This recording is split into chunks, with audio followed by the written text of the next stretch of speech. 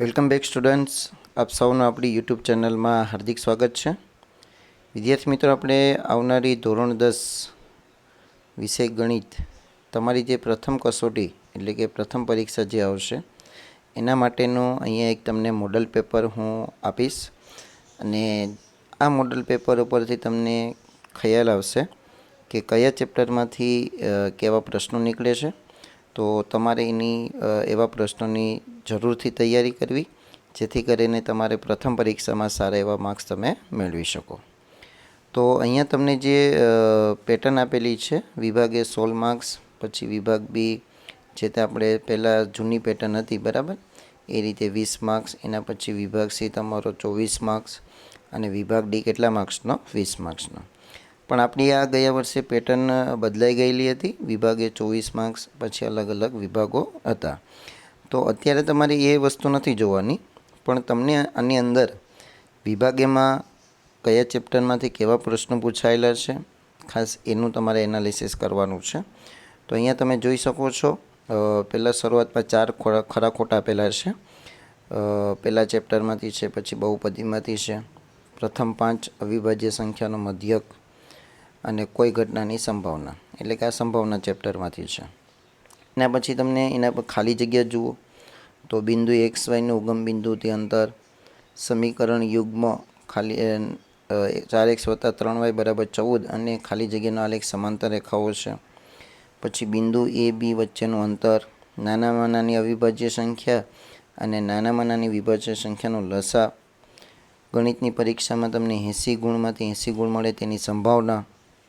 તો આવા તમને અલગ અલગ ચેપ્ટરમાંથી કેવા કેવા પ્રશ્નો પૂછાયેલા છે તમારે શીખવાના છે. અને જરૂરથી આપણે ટાઈમ મળશે તો આ પેપરનું સોલ્યુશન પણ મૂકવાનો પ્રયત્ન કરીશું, જેથી કરીને તમે એની પ્રેક્ટિસ સારી રીતે કરી શકો. તો તમારા માટે અત્યારે અગત્યનું એ છે કે આ જે પ્રશ્નો આપેલા છે એ પ્રશ્નોની તમારે જરૂરથી પ્રેક્ટિસ કરવાની છે. અને જેથી કરીને તમે આવા પ્રશ્નોની પ્રેક્ટિસ કરશો તો એ ચેપ્ટરમાંથી આવા પ્રકારના જે પ્રશ્નો નીકળે તો એ તમને સરળતાથી આવડી શકે. તો અહીંયા જોઈ શકો છો વિભાગ બીમાં બરાબર પહેલાં ચેપ્ટરમાંથી આ પ્રશ્ન છે. પછી આપણે પહેલાં ચેપ્ટરનો બહુપદી, પછી દ્વિઘાત બહુપદીમાંથી, પછી દ્વિચલ સુરેખ સમીકરણ, પછી લોપની રીતે, પછી આ 5મું ચેપ્ટર આપણું સમાંતર શ્રેણી, પછી યામ ભૂમિતિનો પ્રશ્ન છે. એના પછી આ આપણું આંકડાશાસ્ત્ર, સંભાવના. ચલો, એના પછી આ બધા સંભાવનાના પ્રશ્નો છે 24, 25 અને 26.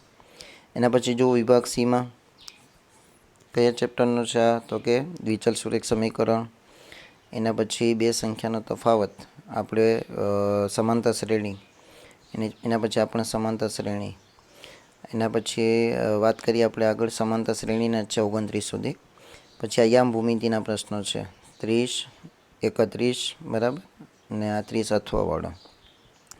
એના પછી વાત કરીએ તો તમારા માટે આંકડાશાસ્ત્રના પ્રશ્નો છે. 33મો પ્રશ્ન તમારો સંભાવનાનો છે, 34માં પણ સંભાવનાનો છે.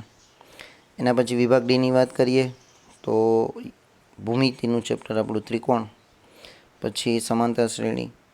એના પછી આ આપણા કયા ચેપ્ટરનું છે? યામ ભૂમિતિ.